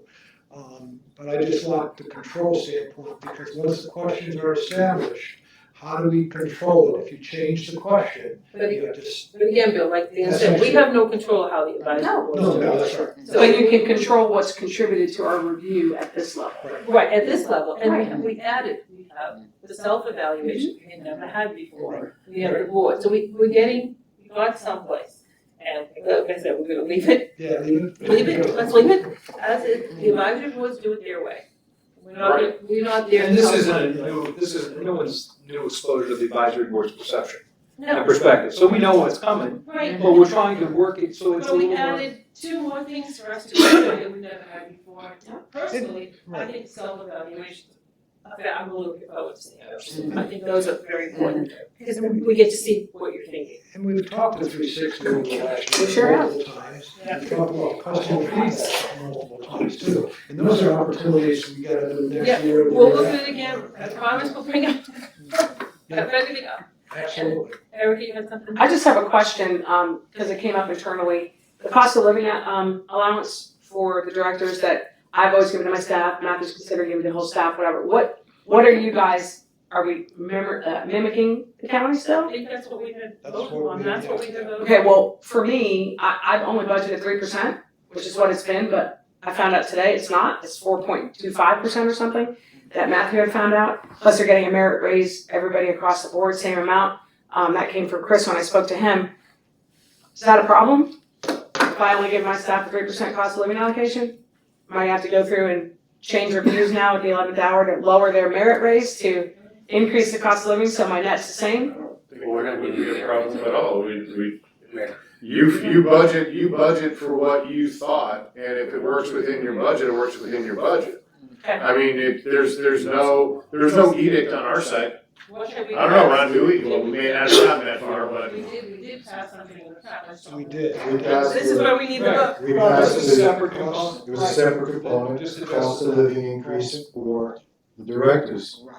We had no influence or discussion ever. So that we wouldn't have to. Voice out. So, yeah, so then it's up to your budgetary. Okay, perfect. Not mine. I just didn't want to violate any kind I of. really control yours. Okay, all right. Yeah, you What guys I, control your own what I've budget. always done with my employees, I don't do a cost of living increase. I do, it's one increase effective October 1st, based on a myriad of reasons of why they're getting the raises. A lot of them, it's impacted by, what level they started at. Some of them started so low. I never do an across the board increase. Mine is always based on. Yeah, my merit's never across the board, but That's it, you guys, that's up to you. Working All we within your control budget. is right for you. I just didn't know like We'll cost of jump living. in if you guys drop it down to 1% and they start protesting. Yes. Well, you're picking your own side. I love that way. And then we have to do the 360. All of a sudden, we start seeing a huge variance in your actual versus budget on wages, we'll chat. Not either way. The other thing that FICSA does do is set. That's all there, just the directors, that's all we do. So that's aware of the 4.25% that she has to put in for October 1st for the four of us? With her face. Yeah, mark that down right now. Yeah. Well, that's a different issue, because we voted on the cost of living increase. We used the county as a guide. We are not beholden to what the county does. So we voted for what the cost of living increase was That's why I brought it up. in September, right? Right. I mean, No, we did already this summer. We voted Yeah, in July. right. It could have been July. We voted for this, and we already approved the cost of living increase, which would have taken effect October 1st. But what did you approve in July is my question. And we didn't know what the rate was at that point in time, because it was in the paper, 4.2, 4.25, plus the $600. And so it was gonna be in that 4.2 range, which had to be approved by the county. So wherever the county was, we were gonna follow that cost of living increase. So that's, but this was all anticipated, that this is what's gonna happen, so you don't really know, you're guesstimating. But it So was we did that, not approve a specific number? no, Are you sure? I No. can double check. I'm not. It was an estimate. My memory is that we just said we would mirror the county. That's right, that was the county I thought we came with a specific number. But we should never rely on anybody's memory, especially mine. But I think that's what we do. It should be in the minutes from just. Yeah. And here's July's. Cost of living increase effective September 1st, 1.8. He is the perfect reason why we need. That's why I was looking around, when we were talking, Where we could. having this conversation. We're feeling a lot better about the book work now. Right, I feel that, we really need it. It was, and here we go. Recommended salary ranges, merit increase, bonus timetable, as the June 19, 2024 minutes, item 8, under section B. Recommendation salary ranges, merit increase, bonus time. Motion to conduct a workshop on November 14th, where we discussed, that was it. I mean, that was all we did, was just a motion to discuss potential salary wage adjustments. Yeah, I see it. Merit increases, that's number 7. Yeah, because we didn't really know. So you when can they see pulled 2, I it just don't off. wanna make sure I miss someone. We talked about it. So is there any reason why even Salary, well, that's salary range. Oh, salary range. Andy's protege not to just make another Motion motion? to amend the entity director's salary range top and bottom by the annual COLA percentage. Motion by myself, seconded by Dan, and it was approved. So it was to amend this director's salary range. That's different. By the COLA adjustment. Time is now 7:50. Right, that's And adjusting the the library range. will. I understand that, but That's that's, not giving a COLA. right, there was nothing in here about giving the COLA adjustment. Front door for checkout as we will be closing shortly. Thank you. We were gonna discuss it on the workshop on the 14th, and that would be Then we retroactive would to know 10/1. by that time what the county was giving. So the expectation, discussion was where the cost of living increase was gonna be passed on to the directors. Right. But if we know now, today, it's 4.25%, can you guys not make a motion to do that so she can do it on time? Just asking the question for my Do friends. we have that officially from the county? I mean, not that I don't trust you, Erica, but I think we need to. Tomorrow, it's the last agenda item. Yeah. So- The way it's posted on the county website, it doesn't say tentative, it's pretty much happening, right? It does, So- and our internal, I mean, Chris told me today. it says it will be effective in your October Right, 25th. that's what it says, yeah. I mean, Chris Rose told me, every employee's getting, So it's effective when, October 1 or October 25th? October 1. Then Okay. it takes that much time to get. Gotcha. So vote the adjustment pending any, changes. If it sticks, it sticks. Then you can move on. Yeah, we're not beholden to them, so if it changes, it doesn't matter. Even I thought we were gonna do COLA metering anyway with county. Well, we were gonna use that as a guide, but we weren't gonna. yeah, I mean, I don't think we have to. There's nothing saying we have to do what they do. You could go another raise if you wanted to on top of that, literally based on performance, based on whatever, right? Yeah. And that's what I've historically done. November 14th. Yeah. The cost of living just gets you. Exactly. Right. And so I like your idea. Going back to your staff, it's whatever your budget Right. handles. Right. For you guys, without knowing that it passed, I mean, I understand what Nancy's saying, that it's pretty much gonna pass. We can put it on next month. I mean, that's fine. If we lived with retro, I'm just saying, I was trying to make it happen. No, I understand. What about next month's agenda? That makes sense. That makes sense. It's just, yeah. This was Too much. Oh, that's fine. That makes sense. You can do whatever you want. You heard her. Put it in the minutes. For their, right, One day she, you're right, gonna she knows that, yes. Yeah. One day. I feel pretty confident though, if they released it to the staff. I can't imagine the county pulling that back in 2040 It's on going the out. public, it's on the public website. If you're doing it for retention purposes, you're gonna lose a lot of people if you change. Yeah, if you put it out there Correct, to the public exactly. and, yeah, but this board can choose it. And eventually, it would be nice if the cost of living increase went to all the employees.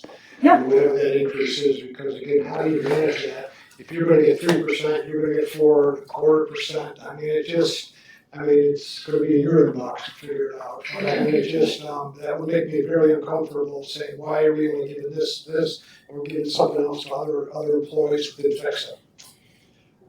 What's the rationale behind that? Well, the good news. Well, it's because each entity is individual, that's the rationale. No, I understand. Mark can do what he wants with his employees. You don't have to. Careful there. Okay, so. Haven't fired anybody yet. Perfect, we had no complaints. No retaliations. It came up for the last minute. I think it's too big a decision to make them like that. We need to like have time to digest it. Problems will be on next month's agenda, right up to the beginning, we'll get it done.